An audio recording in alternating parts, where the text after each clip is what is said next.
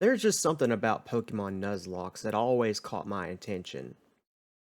Now, granted, I've always been afraid to go and do them, but with these new Dungeons and Dragons rule sets, on the other hand, I think I might just start doing that. But what are these rule sets, you might ask? Well, let's take a look, shall we?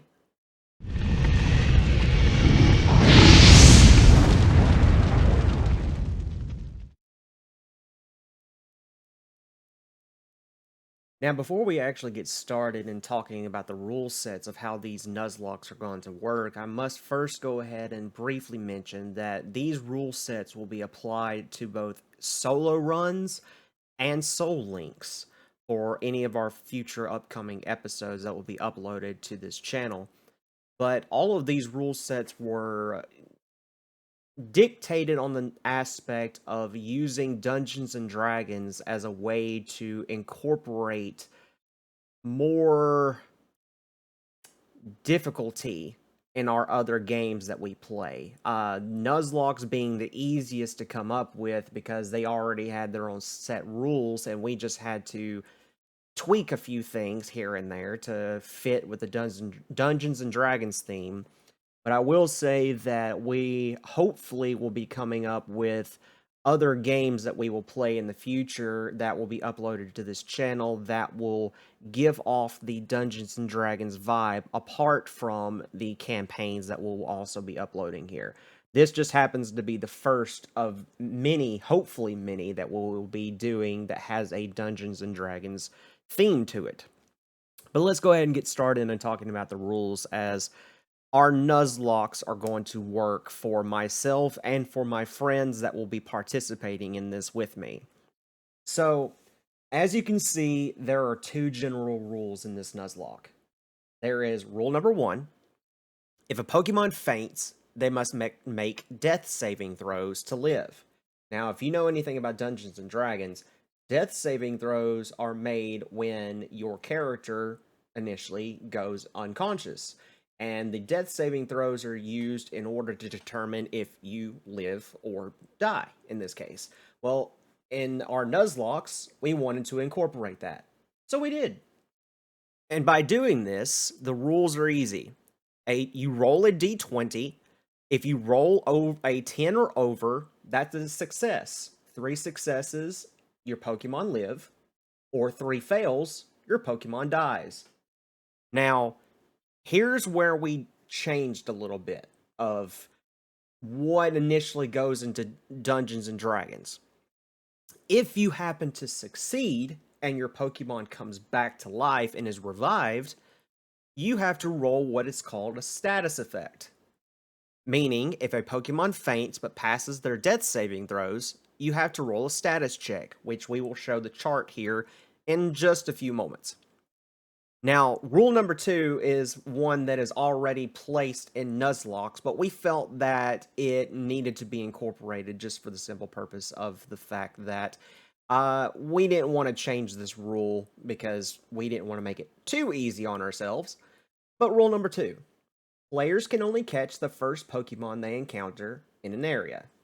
Now, I will say this, and this is just for your benefit mostly, apart from mine, because to my demise, this will end up hurting me in the long run. There is actually a third and secret rule that only applies when you come and visit the channel while I'm live. You can essentially use some form of channel point or subscribe or whatever the case may be as to wherever you're watching this. And depending on how you go about it, you can make me roll a charisma saving throw in order to determine whether you get to add an additional rule that is already found in the Pokemon Nuzlocke rule set. So for now, these are the two rules that are normally going to be seen when it comes to our Pokemon Nuzlocks. However, there is a secret opportunity for you to be able to go in and add additional rules depending on how bad my rolls are on that day. Now, with that in mind, I am going to go ahead and show you just very briefly as to what my character sheet looks like in regards to the charisma saving throw that I just briefly mentioned. So on my channel, I have created my own personal IRL character sheet. We rolled on a live stream that happened some time ago as to what my class would be, what race I would be. I added Chaotic Ginger on there just because we thought that was hilarious. I am level 1, but the majority of where you're going to be focused at is the attributes. As you can see, Charisma is my worst stat. So your chances of going in and forcing me to add an additional rule is more than likely going to actually happen in my demise. So thank you in advance for that. But this is my character sheet for my character that you currently see on the screen, and for IRL purposes, but that's beside the point. Now, with that in mind, I would like to briefly show you the status effects screen, which I shall pull up right now. Okay, so if I happen to succeed on a death saving throw roll, if a Pokemon happens to faint, this is the rule set for status effects. As you can see, if they succeed in their death saving throws, you roll a D100. If you roll lower than the level of the Pokemon, they get a status. Let me explain. So say, for example, you have a Pikachu that you just absolutely adore with every fiber of your being, and they just happen to die. But you succeed on your death saving throws, so you have to roll a D100. Let's say that Pikachu is a level 20. You roll above a 20, your Pokemon does not get a status effect. But if they roll a 20 or lower, they do get a status effect. And you have to make an additional roll to determine what the status effect is. With this rule set, this gives the notion that the higher up in level you go, the more difficult it will become.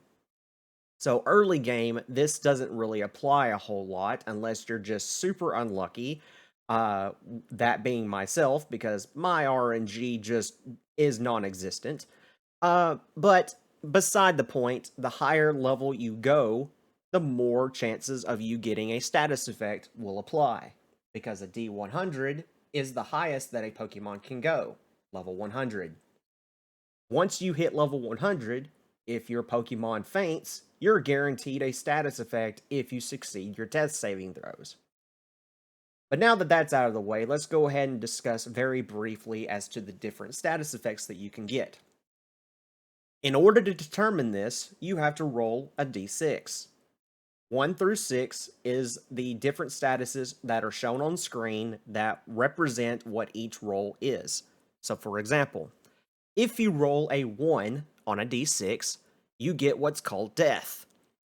You have to immediately re-roll your death saves. If you survive the second death saving throw, you automatically go and re-roll your death or your status effects, but if you roll 1 again, it does not stack.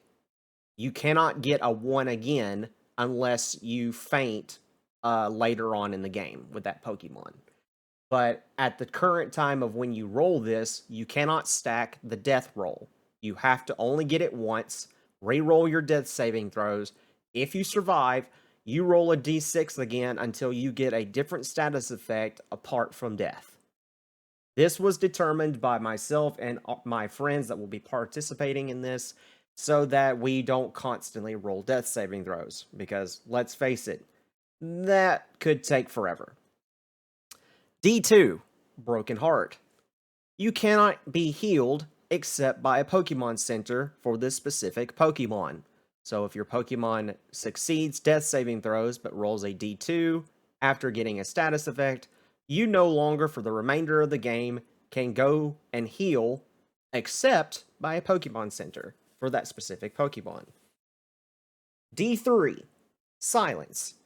I thought this was fitting because silence is a form of D&D term that can be used in certain retrospects. But in this case, when you roll a D3 on a D6, you roll a D4. Whatever move you rolled for, that move can no longer be used unless replaced by a TM or an HM. Now, to briefly go into detail about this one, let's say, for example, you have a Pokemon that only has one move. If you roll a 3, or 2, 3, or 4, and those moves are not active with a actual move that can be found in the Pokemon game, you basically just avoided silence altogether. It's like a freebie, if I do say so myself. But if you have all four of them with a different attack or some form of ability, means more than likely one of those is actually going to go bye-bye for a while. Roll a d4 on a d6. Stunned. You cannot use this Pokemon as the first Pokemon in the party for the rest of the game. So essentially, you have to use them either as your second, third, fourth, fifth, or sixth Pokemon for the remainder of the game. Pretty simple. D5. Broken limbs. You cannot hold any held items for the rest of the game for this specific Pokemon. It's pretty straightforward. Last one. D6 is called lazy. You must put the Pokemon in the PC until you beat the next gym leader. So essentially, it makes it to where that you're forced to stuff that Pokemon into the Pokemon Center, especially if it's a really good one and you know that it's going to be super effective against the said gym leader that you're going up against next. But as soon as they become lazy, you have to stuff them into your PC and use whatever else is available to you. And then on top of that, that Pokemon will potentially be underleveled, which means that you have to go and grind more levels to get them caught back up. More work for you. But anyway, that's beside the point. Now, that is how the status effects and the rules work in regards to our Pokemon Nuzlocks. We will be uploading both solo runs that are regular runs and randomized runs. And on top of that, we will also be doing soul links. I will also be streaming these so that you can be able to watch them live. So stay tuned for that. If you have any questions about how these rule sets work, or if you want to participate in any of these, please feel free to contact myself or any one of my friends on Discord, and they will be sure to get in contact with me to let me know of your interest. If you have any ideas to make this even more entertaining, please feel free to contact me as well. I would greatly appreciate it, but in my case, please be nice.